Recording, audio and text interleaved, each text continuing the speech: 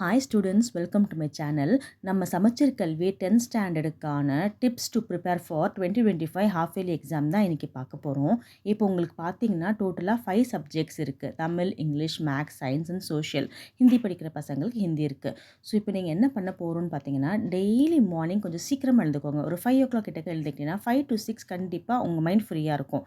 அதில் நீங்கள் படிச்சுட்டே வந்தீங்கன்னா ஈஸியாக இருக்கும். உங்களுக்கு எப்படி ப்ரிப்பேர் பண்ணுறது, எந்த சப்ஜெக்ட் எப்போ படிக்கிறதுன்னு வந்து ஃபஸ்ட்டு நீங்கள் நோட் டவுன் பண்ணிக்கோங்க. எந்த சப்ஜெக்ட் நீங்கள் ஸ்ட்ராங்காக இருக்கீங்க அப்படின்றத எடுத்துட்டிங்கன்னா, எதில் வீக்காக இருக்கீங்கன்னு தெரிஞ்சுக்கிட்டிங்கன்னா, அந்த வீக்கான சப்ஜெக்டை வந்து நம்ம கொஞ்சம் நிறைய அவர் படிக்கிற மாதிரி நம்ம பார்த்துக்கலாம். ஃபார் எக்ஸாம்பிள் மேக்ஸ் எனக்கு கொஞ்சம் கஷ்டமாக இருக்குது அப்படின்னு நினைக்கிறவங்க, மேக்ஸ் டெய்லி 2 எக்ஸசைஸ் 3 எக்ஸசைஸ்னு மார்னிங் கொஞ்சம் ஈவினிங் கொஞ்சம்னு பண்ணிங்கன்னா உங்களுக்கு ஈஸியாக இருக்கும். ஸோ அப்கமிங் வீடியோஸில் உங்களுக்காக லாஸ்ட் இயரோட ஹாஃப் இயர்லி கொஸ்டின் பேப்பர்ஸை நான் போஸ்ட் பண்ண போகிறேன். அதை நீங்கள் அப்படியே எடுத்துகிட்டு என்ன பண்ண போகிறீங்கன்னா 3 hours கண்டினியூவாக டைம் ஸ்பெண்ட் பண்ணி அதை நீங்கள் எழுத போகிறீங்க.